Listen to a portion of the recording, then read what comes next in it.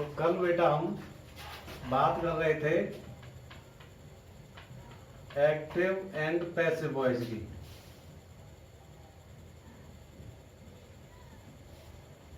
कल के वीडियो में आपने देखा होगा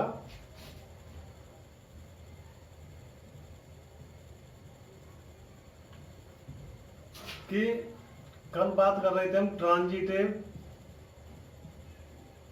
और इंट्रांजिटिव वर्ब की।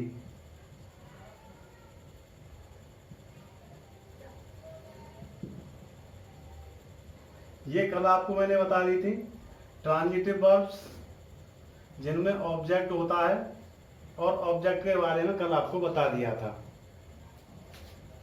हमने एक नियम लिखाया था आपको कि वर्ब की थर्ड फॉर्म के बाद बाई लगाते हैं या फिर कोई अन्य प्रीपोजिशन लगाते हैं।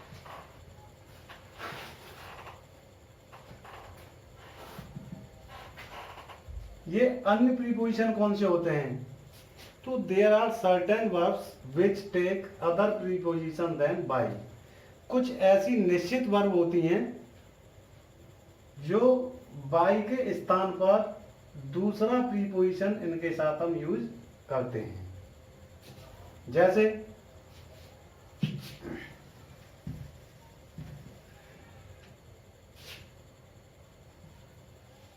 नोन तथा ऑब्लाइज्ड।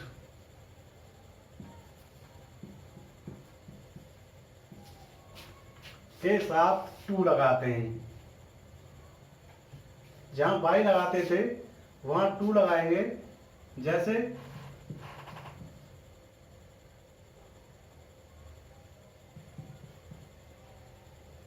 आई नो हिम, पैसे बनाएंगे, वही प्रक्रिया है।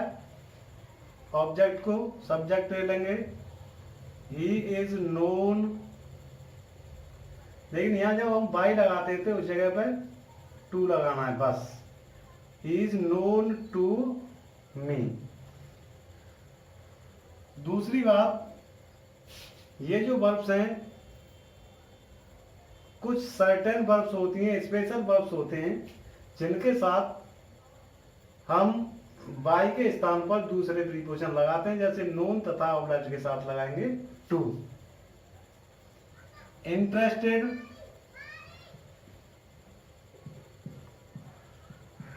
तथा कंटेंट,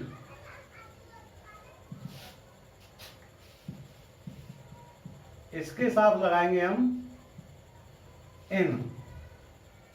जैसे this story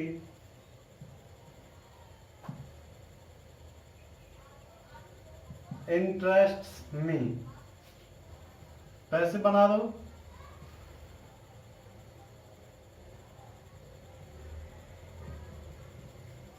I am interested in this story. Interested के साथ हमने क्या लिया? इन। तो यहां पर हमने बाई नहीं लिया, यहां इन लिया है, यहां टू लिया है। दूसरे वर्ब्स और हैं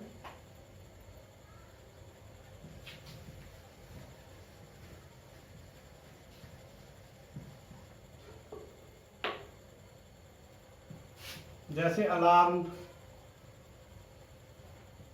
thronged,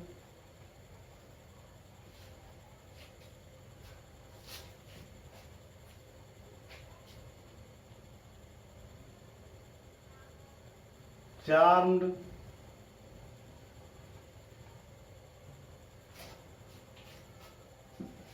pleased,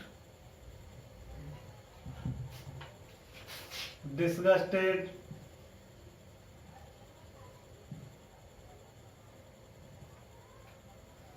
ये अनेकों ऐसी वर्ब्स होती हैं जिनके साथ आपको विद लगाना है। लाइंड, बहुत सारी वर्ब्स होती हैं। Filled, charged, satisfied,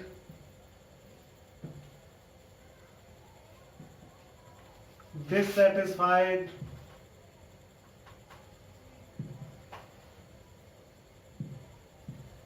etcetera. इन वर्ब्स के साथ आपको लगाना है विद, वहां पर बाय नहीं लगाना है। फोर्थ नंबर हम लेते हैं आगे नेक्स्ट। कुछ ऐसे वर्ब्स होते हैं जिनके साथ आपको एट लगाना है। वो होते हैं astonished,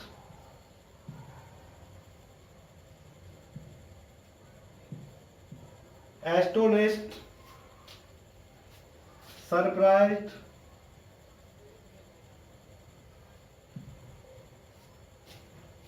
vaxxed, annoyed,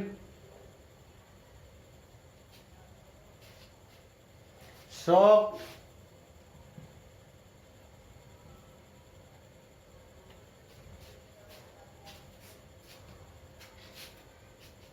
displeased,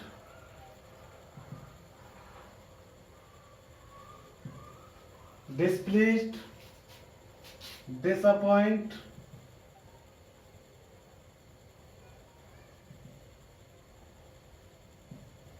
disappointed, distressed,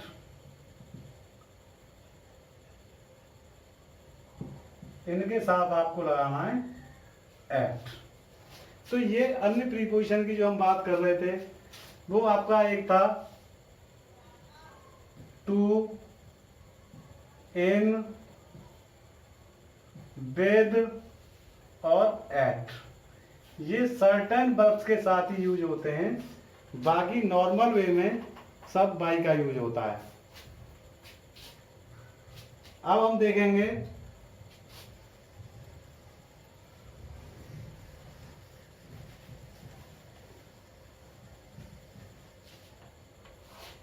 देखेंगे कि पैसिव वॉइस में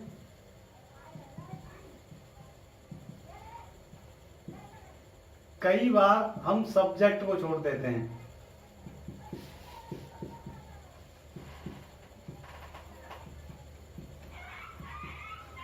सब्जेक्ट को छोड़ देते हैं। कौन सी स्थिति में हम सब्जेक्ट को छोड़ते हैं? जैसे बाई लगाते थे, टू लगाते थे, विद लगाते थे, एट लगाते थे और उसके बाद सब्जेक्ट को ऑब्जेक्ट बना देते थे। लेकिन कब छोड़ेंगे इनको?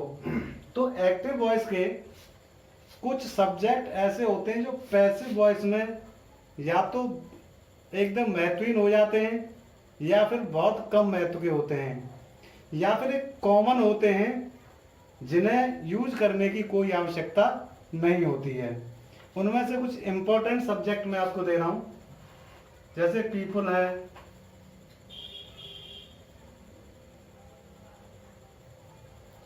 है, वन है,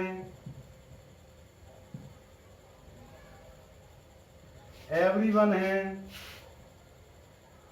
no one, someone, somebody, each, every,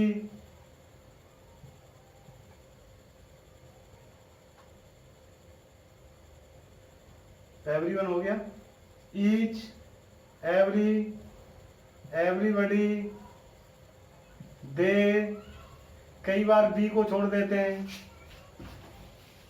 police, etcetera. ये इस तरह के सब्जेक्ट होते हैं जिन्हें पैसिव बनाते समय बिल्कुल छोड़ देते हैं। जैसे पीपल,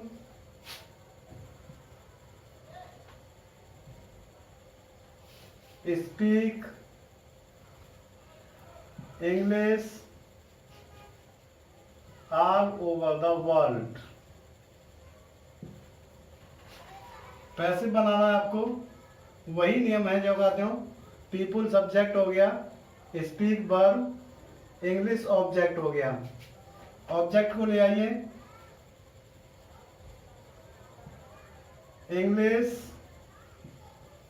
इज स्पोकन, और फिर सीधे यहां आ जाओ, ऑल ओवर द वर्ल्ड।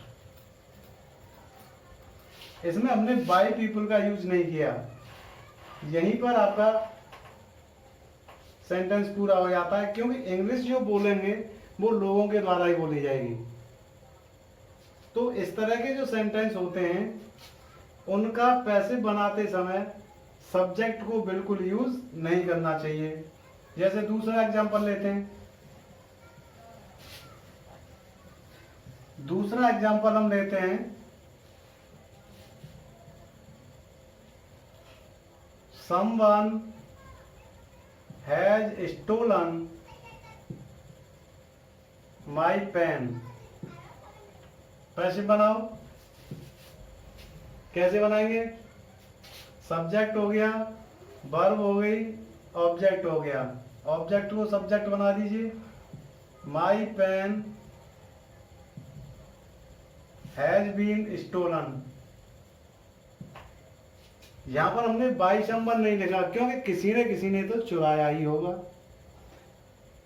यहां हमें सेंटेंस पढ़ करके ही पता लग रही है कि my pen has been stolen, मेरा पेन चुरा लिया गया है, मतलब किसी के द्वारा। इसीलिए यहाँ सब्जेक्ट भी क्लियर नहीं था, महत्वहीन सब्जेक्ट हो जाता है। इसीलिए पैसिव वॉइस में इस तरह के सब्जेक्ट्स को हम छोड़ देते हैं।